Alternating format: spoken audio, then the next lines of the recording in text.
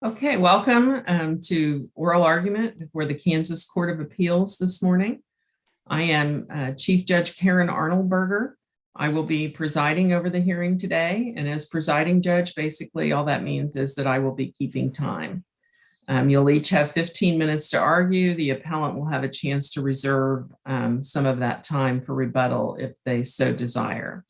But first, let me introduce who's joining me today. Judge Kim Schroeder, who hails from Hugoton, Kansas, and was a district judge in that area for many years before he came onto our court. And we're also pleased today to have Senior Judge Richard Walker. Judge Walker was a district judge down in the Newton area for many years. And when he retired, he was gracious enough to accept an appointment as a senior judge with our court to help us out as the need arose. That's your panel today. Since this is live and some people will not be aware of the facts of the case and may be watching this later, I will allow the appellant about 2 minutes just to summarize the facts before you get into your argument, and I won't count that against your 15 minutes.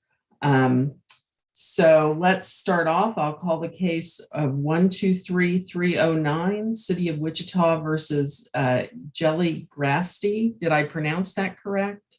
Yes, Your Honor. Okay, and would the parties please state their appearances? Thank you. May it please the court, my name is Kevin Zulator. I am representing Ms. Gratsy as she is the defendant appellant in this case. I am ready for argument this morning. I would request 3 minutes for rebuttal time, please. Okay, Mr. Zolatar, are you on the brief?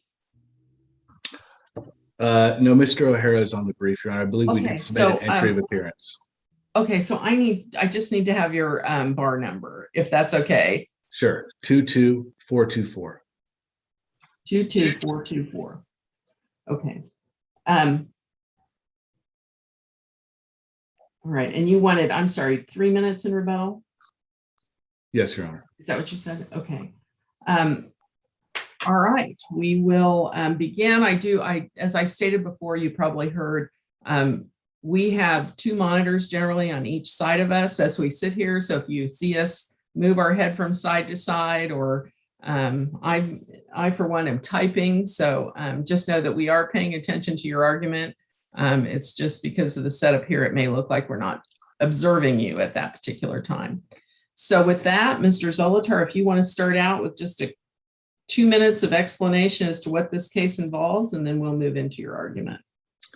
Thank you, Your Honor. I don't know that we need 2 minutes to you don't have to take 2 minutes. Ms. Gratsy, she was charged with selling sexual relations in the City of Wichita Municipal Court. She was found guilty and then filed an appeal. The primary issue in this case, for a summary, resolves around KSA 223609, and that statute governs when a jury trial must be requested on an appeal from municipal court to district court. And that statute says that the time is not later than 7 days after the first notice of trial assignment is given to the defendant or such defendant's counsel. Ms. Gratsy was, like I said, convicted. She filed her appeal on June 21st, 2019. On that same day, the clerk assigned the case to Division 5, Judge Rundle in Cedric County District Court. It was placed on a bench trial, what they call a CAD docket, CAD, quote unquote. And the trial court found that was the date that her time to request a jury trial began to run. And was Judge Rundle the one who ultimately would have heard the case? Yes. Okay. And so that's the primary issue. Eventually, she went to a bench trial, lost. We've raised issues regarding the sufficiency of the evidence. But the primary issue, I believe, is when the trial clock, or when the clock starts to run on when to request a jury trial in a municipal court case to district court. With that, Your Honor, I would thank you for accepting and allowing oral argument on this case. I believe it is, it's not this case just doesn't affect this case independently. KSA 223609 has the identical language of KSA 223404, which governs when a defendant has to request a jury trial in district court when they are charged with a misdemeanor. And they seem to have been interpreted the same way. So thousands of cases are impacted by these decisions on these cases. And so it's very important. And let me just get to the point. We have State versus Bell which is a decision from this court, which set out the possibilities as to how the term first notice of trial assignment should be interpreted. And it came to a particular interpretation of that that you disagree with at this point. Is that correct? Yes. Okay. And it interpreted that way back in, I don't have the exact date of that case, but let's say, 93 or 93, 94, maybe a little bit after that. And since that time, the legislature has not changed the statute at all. Should we draw any conclusions from that? I don't know. To be honest with you, I wasn't prepared to answer that question. I would hope not. But I would say that this is a statutory interpretation, so your review is de novo. Mm-hmm. I don't think that's binding on this court. And I think since that time, there's other cases that have interpreted that. And I would like to start with what I think is our strongest position is if Bell is necessary and the other unpublished decisions that the city has cited and we cited are necessary to interpret this, then 223609 is not clear and unambiguous. And it's a criminal statute. And if so, then the rule of lenity kicks in and the court should interpret it in favor of the defendant, which would be to interpret it in such a way to expand the time as long as possible. But I do think even if this court were to find Bell as controlling, I think if you look at the facts in that district court that was involved, it is different.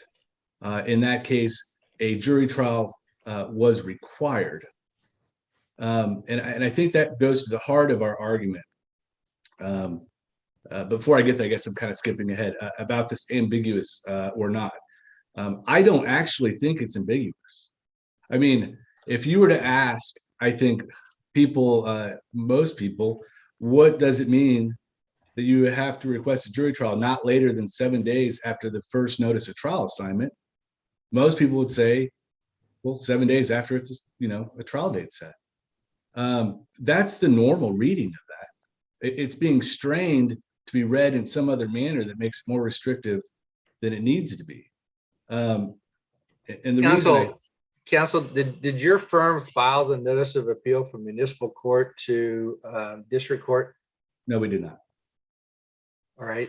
The firm that filed it, would they have received a notice from the clerk of the district court as to the case being assigned to Judge Rundle? Yes. Within that 7-day period? They get it the same day. All right. So they would have been aware that it had been assigned to Judge Rundle to take care of it immediately. Yes. Yes. Within a matter of hours. Yes. And under the current reading of the statute, that then gave them 7 days within which to request a jury trial for a misdemeanor municipal court appeal. Well, I don't agree that's under the current statute. Under the current current law. Bell. Yes. Under Bell, which is the current law at this point, then they were given, that started the 7-day clock. Yes. And they actually didn't request or ask for a jury trial for a substantial period after that. Is that correct? I think they requested on August 14th, so 2 months later. So how long after the case was assigned to Judge Rundle was the request for a jury trial made? My math is basically, looks like 6 weeks or so, give or take. All right. I'm not holding you to it. I'm just trying to get a rough. Well, and I appreciate that, but again, and I think we briefed this really a lot in our reply brief about Bell. If you look at that district court and how they ran itself, it says in there that case was transferred from one division to another, and so because a trial was required. And so the division they were in wasn't going to hear the trial, and so they were put on notice. And this is what's different about Sedgwick County. We have CAD dockets, bench trial control dockets, jury trial control dockets. And I asked for remand to put more into the record because we didn't argue this below. But I can tell this court, I have cases that are for jury trial that are on the bench trial control dockets. They are just names of dockets. They have no significance, Right. other than it's just a docket. And the name of the docket based on Bell doesn't have any significance. The significance is when was the case assigned, right, given a trial assignment. And I agree that causes all kinds of inconsistent application. I mean, not inconsistent application, but gives people different amounts of time depending on how the district court in that particular area runs itself. I agree with that. Right. I'm sorry. But my question is, we don't write the statute, or my point is, we don't write the statute. The legislature does. The legislature wrote it, we interpreted it, and they haven't changed it. Well, I mean, I don't think that's binding, though. The Court of Appeals panels have it wouldn't be the first time that you disagreed with someone else's interpretation. And let me give you a real world application of this. The public defender's office in the city of Wichita, they handle the Wichita Municipal Court cases, but they don't handle the appeals. So, you know, if somebody loses a B misdemeanor case trial and says they want to appeal, the public defender is going to file the notice of appeal for them. Then they're going to say to so-and-so defendant, your next court date is whatever with Judge Rundle. They're going to show up and ask Judge Rundle for an attorney, and their clock is already ran. But they don't have an attorney. They haven't had a first appearance. No discovery has been done with the new counsel. I mean, the assignment of a judge, not a trial judge, just a judge to the case. I don't see how anyone reads that into the statute. I mean, that is getting rid of the word assigned for trial. That is just assigning a judge to the case. Another one, I could tell you in Reno County, just in the last 30 days, I requested a jury trial within a week and a half, I think. The judge had me in there, and we set that thing for jury trial. So different courts do a different thing. If we're required to request jury trials, and it's a request, Judge, I want a jury trial. A lot of courts will set it for a jury trial, even if you're not ready for a jury trial.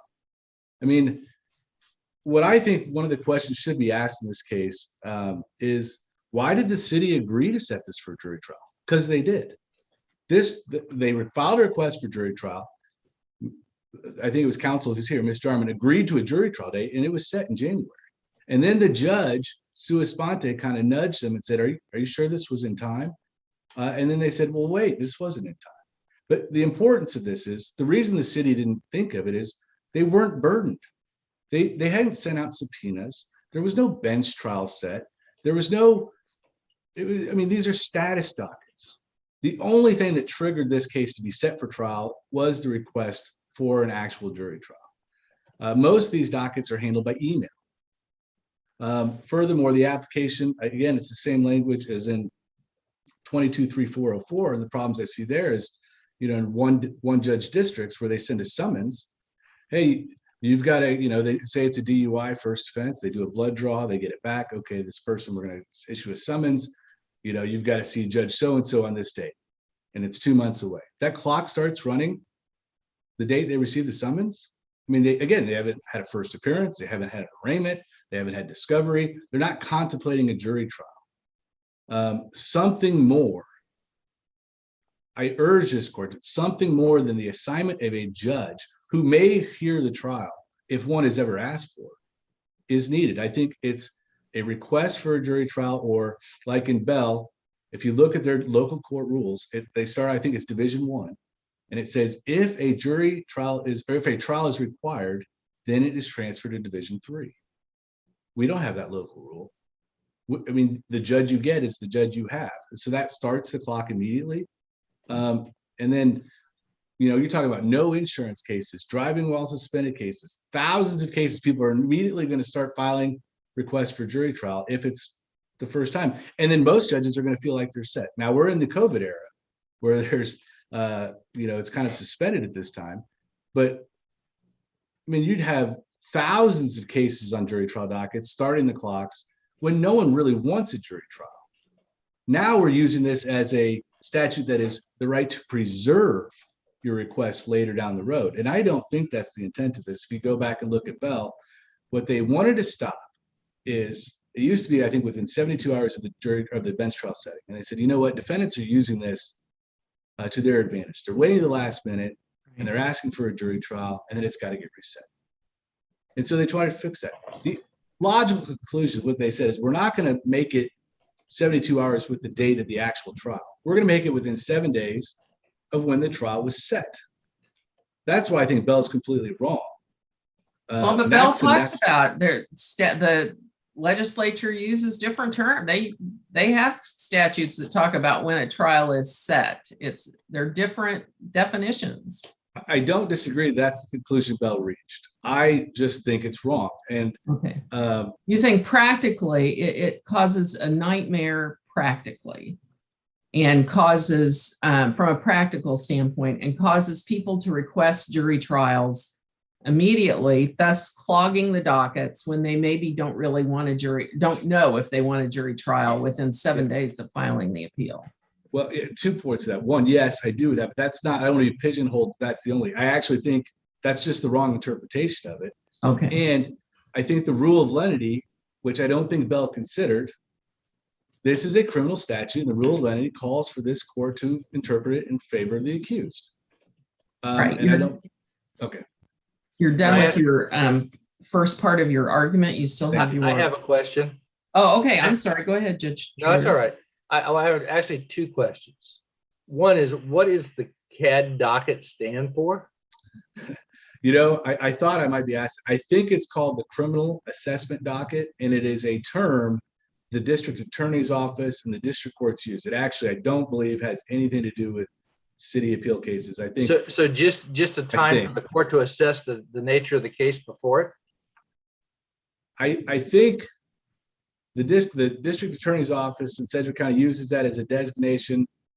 I think it's something they use to designate certain cases as meaning they presumptive probation, or they're quick and easy cases, possibly. I think, Judge, please don't hold me to that. I don't know. I don't know either. I just so then my next question is, even if the request for a jury trial is late, the district court has the discretion to grant the jury trial. Yes. Was there a discussion about the district court's discretion in proceeding to a jury trial in this matter?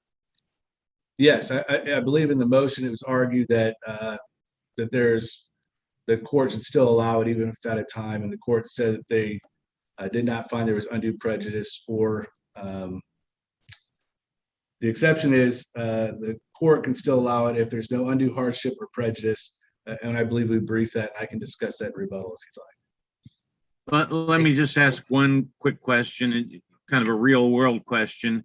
If we say, Bell, hey, we're going to follow Bell, that's going to have the practical result down in Sedgwick County of saying, when you file your appeal, you file a notice of a demand for jury trial, and all of a sudden that's going to flood the court system with jury trial requests, rather than wait until a later time to assess whether you really want one or not. Is that essentially what's going to happen?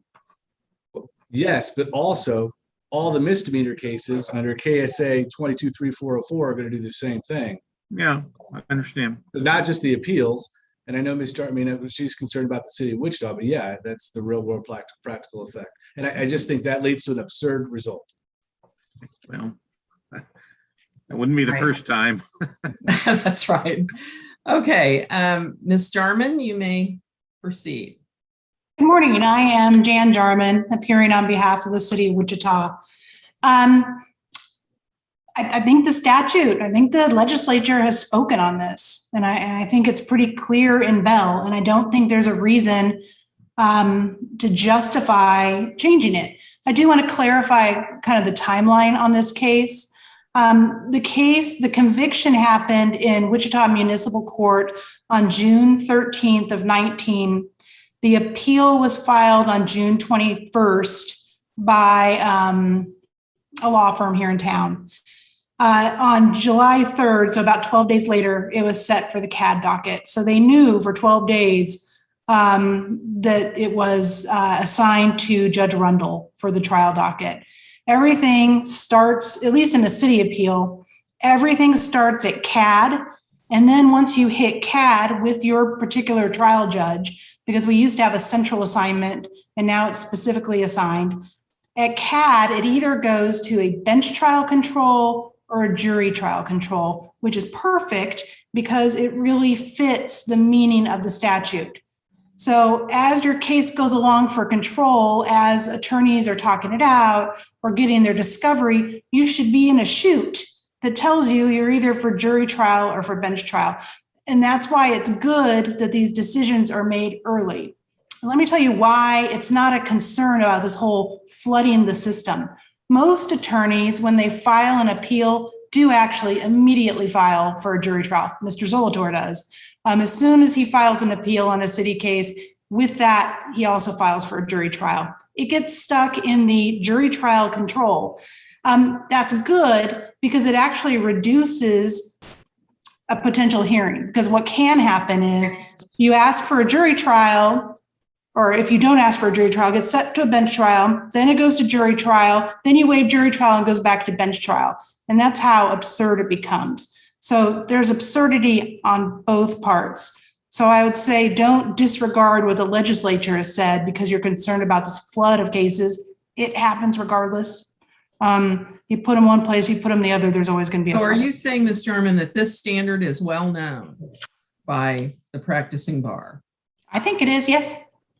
Okay, and so if it is well known by the practicing bar, why didn't you object when they filed their request for a jury trial late? I mean, I thought it was a Class A misdemeanor.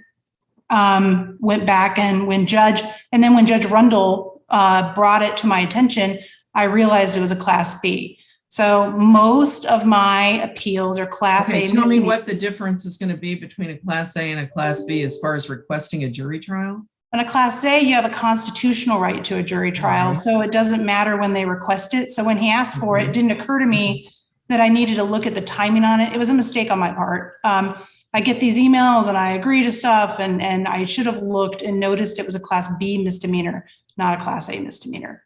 Well, and the Class A and the B has reference for the folks that are watching to the length of a possible sentence. A Yes. B can be no more than 6 months, and a Class A can be up to 1 year in the county Right. jail. And so if it's a Class A, constitutional kicks in because of the 12-month sentence. A Class B, we don't have an ordinance yet or a statute in Kansas that gives you a constitutional right to a jury trial on a Class B. And I did argue some of that in the file. About the scheduling, I want to say that after it was set for CAD on July 3rd, then it went to bench trial control on July 31st, nothing done. Then it went to bench trial control again on August 14th, and that's when they decided to file for the jury trial. So even if this court decides, maybe this CAD thing isn't the first assignment, definitely the bench trial control is your first assignment. And they chose not to file a demand for a jury trial at that point. They waited for another bench trial control before they filed. So I disagree with counsel that we should disregard what Bell says, because Bell's clear. Whether you like it or not, there's no constitutional reason that you would overturn what the legislature said in Bell. And the legislature said there is a difference between a trial assignment and a trial setting. And that difference Well, is the clear. legislature didn't say that. The Court of Appeals said that. Yes. Well, the reason I say the legislature said that, is because they changed the wording of it. I mean, there was an amendment to that statute that changed it from a trial setting to a trial assignment. So that's why I say the legislature did it. And then the Court of Appeals interpreted it and said, oh, yeah, wow, they changed the word. They must have meant that. And I think it's really clear whether you like it or not. It's clear. And the system we have makes sense now. Maybe it didn't back when we had a central docketing system. But now that we have judicial judge assignments, it makes sense because you have to choose whether you're on a bench trial control route or a jury trial control route, and it works. So my biggest argument, though, to remind you is even if you think that the bench trial control is the time that you're going to count this by, they still don't meet that because they didn't file it within 7 days of the first bench trial control docket. And would you please tell me, oh, I'm sorry, go ahead, Judge Schroeder. Well, but the statute talks about trial assignment, not bench trial control. I agree. Bench But that- trial control is a system that Sedgwick County has created for its own benefit. But that is an assignment route, that they've assigned it to a bench trial assignment and it's pending, waiting for So trial. if an individual appealed this case today and filed a notice of appeal, and in that notice of appeal, they could request a jury trial, or they could file a separate docket requesting a jury trial. So then when it went to the CAD docket, it would go on a bench trial docket. Is that correct? Jury trial. Jury trial docket. Right. It would go on the jury trial control docket, hang out there for a while before it gets an actual trial date.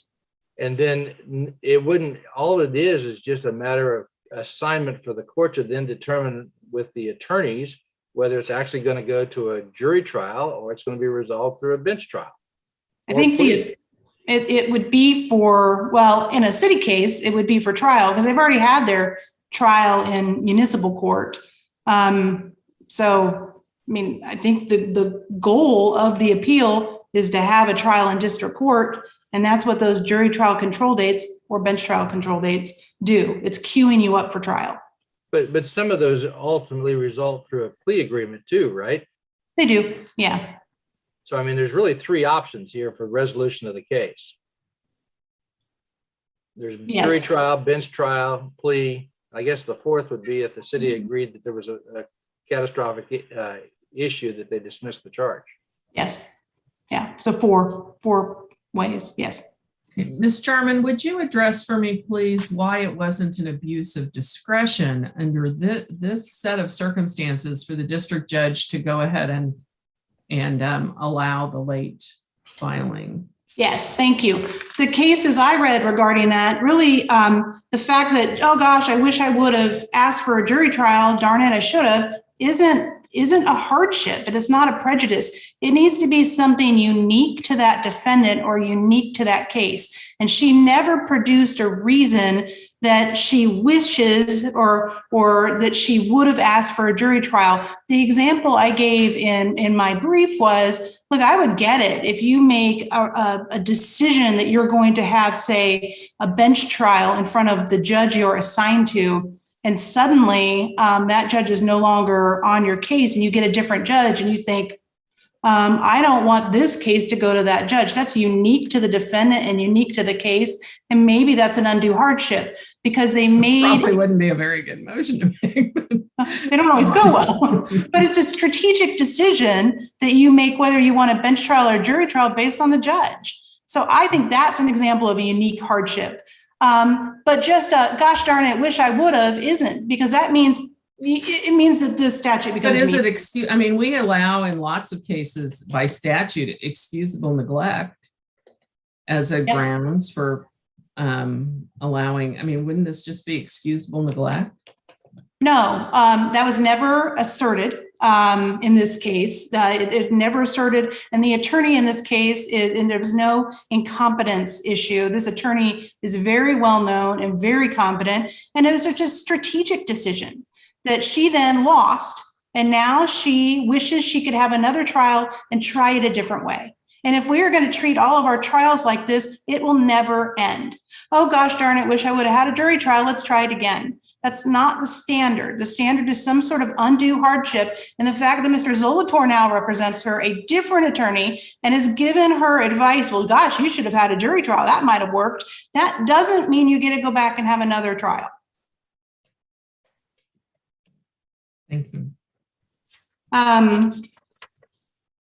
Otherwise, really, my argument is Bell says what it says, and I think it's pretty clear, and I think it's fair. I think this defendant had plenty of time to determine if they wanted a jury trial. They had 12 days from the time it was filed to get to the CAD docket, and then they had from July 3rd to July 31st when it went from CAD docket to the first bench trial control docket.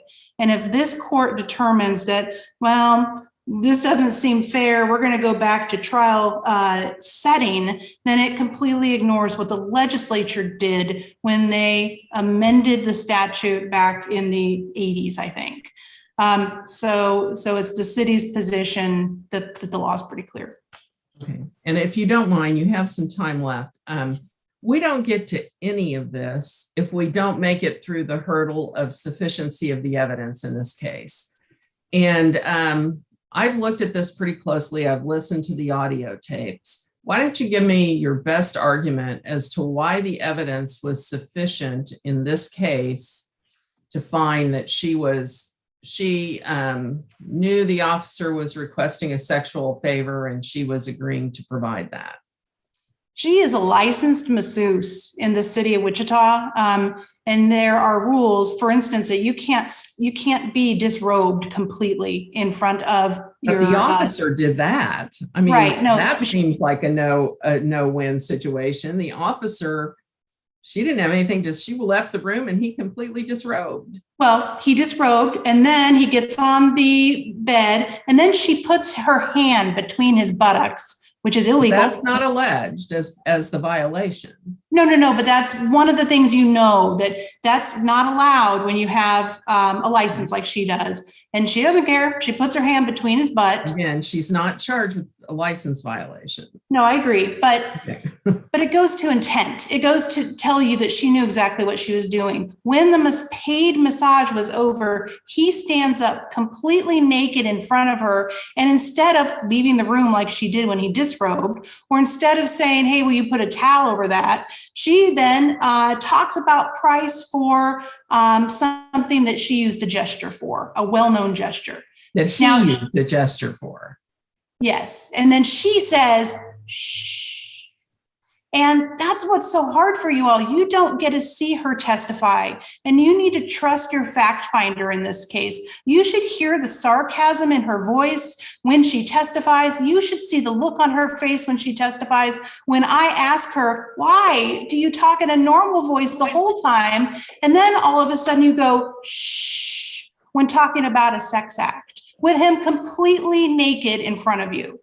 This is not a woman who didn't understand. This officer took time to talk to her in between to make sure she was understanding. She has a city of Wichita license. She works in Wichita, Kansas as a masseuse. She goes to casinos on a very regular basis. All of that, she functions in this city as a masseuse. So she, and as a trained masseuse, as somebody with a license, she knows you don't negotiate this while somebody is naked in front of you.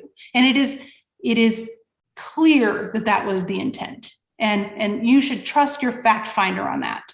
There's no reason to go back over this evidence again. It was sufficient. Thank you. Anything else? You've got a couple more minutes. I would just say no penalty to end early, but and I will. I'm going to end early. I just want to say the last issue that was discussed in the brief was this idea of right to a jury trial.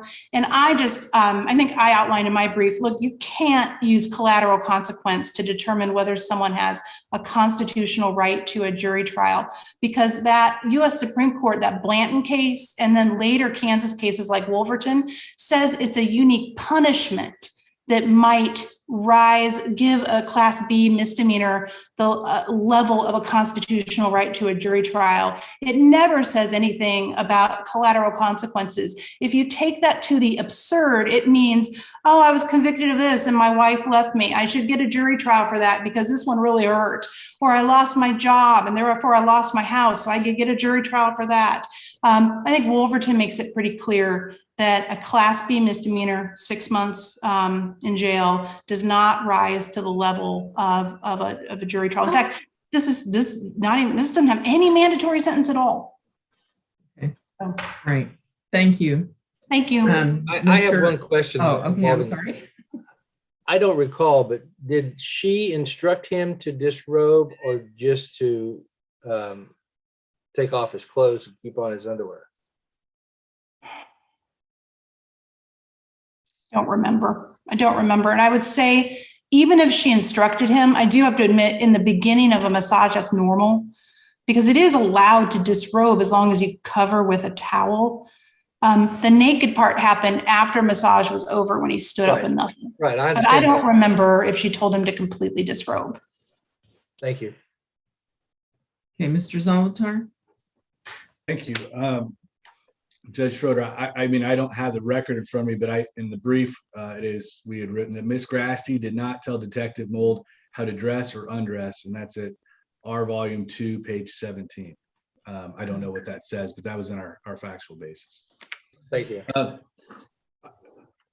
few things that Ms. Jarmon said that I think really kind of touch a nerve with me is that this idea that it was a strategic decision. I mean, she has no basis to make that claim that Ms. Gratsy made a strategic decision to go to bench trial and is now complaining after the fact. She requested a jury trial. It was set, and then Ms. Jarmon objected, and then she was denied her jury trial, went to bench trial, and we're here complaining that she should have had her jury trial in the first place. This isn't, I mean, how does Ms. Jarmon get to say that's a strategic decision? I mean, there's nothing that supports that, and even make that claim. I mean, you can't just make arguments, but then on the bench trial control docket, again, I actually filed a motion with this court for remand to put more evidence in here, because I have a case with Ms. Jarmon where I've requested a jury trial that is on the bench trial control docket. Again, it's just a docket. They're not separate paths. And to make that representation, somehow they are. And if the court thinks we need more evidence because you're going to be worried about the name of a docket, that's why I specifically filed that motion to remand for put more evidence, because this is a very important issue that doesn't just affect Sedgwick County. And I think Ms. Jarmon says this makes sense for Sedgwick County. Okay, but this statute applies across the state of Kansas. And it's got to have an interpretation that is not absurd for the state of Kansas, even if it works for one county. And so that's why, I mean, I know I'm a little passionate about it, but it's an important issue. This wasn't a strategic decision that says that. And then the other thing I hear, and with all due respect, obviously, I think either way, whatever this court decides, there'll probably be a petition for review. And the Supreme Court is not going to say, well, we're stuck with Bell. I mean, this whole idea that we're stuck with Bell, I don't understand that. You're not stuck with Bell. You can look at it and say, Bell got it wrong. I think that. Well, Mr. Salter, to that point, first of all, I understand you weren't the lawyer that you're relatively new to the case, and you weren't the one that filed the appeal and handled it previously. And I also understand that you have a lot of issues with Bell and think it was wrongly decided. But the fact of the matter is, the attorney who filed the appeal was on notice that that's the law of the land till it's not the law of the land. And, you know, if you don't follow it, isn't that kind of, it almost sounds like you're doing the best you can to cover up for another lawyer's mistake. Well, I guess that's how you interpret Bell. I do think if you look at the facts of Bell and the local court rules of Bell, that there is a way to distinguish that's not the case. But as the court noted, there is an exception, and the court, upon finding opposing such time requirement would cause undue hardship or prejudice, may allow the jury trial. And what we argued in our brief is what is due about this hardship or prejudice? Nothing. I mean, there's no reason to impose this rule in this case. So I think Ms. Jarmon interprets it as we have to show that the prejudice is so bad. We're just saying there was no reason for it. Ms. Jarmon agreed to the jury trial. She wasn't prejudiced. She wasn't put out. There wasn't subpoenas issued. Nothing had to be rescheduled.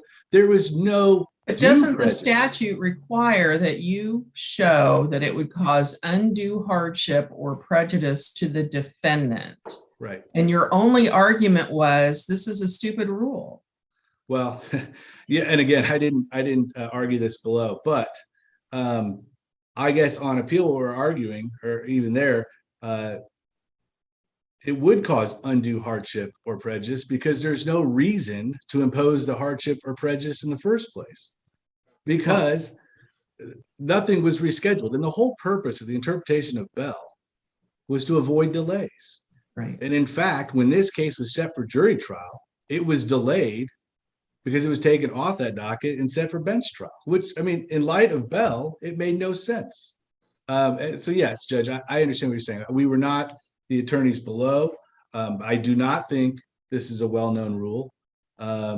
I mean, it's not in the record. And again, I tried to add that to the record. I go to courts all across the state, and district courts do it differently on how and when you have to request these things. And I don't think anyone holds it to that standard, but unless there's any questions, I think that's all I wanted to Yeah, to you're out of emphasize, covering. Anyway, is there any more questions from the panel? No, Okay, thank you very much. We will take this matter under advisement and get a decision as soon as possible. We appreciate your arguments.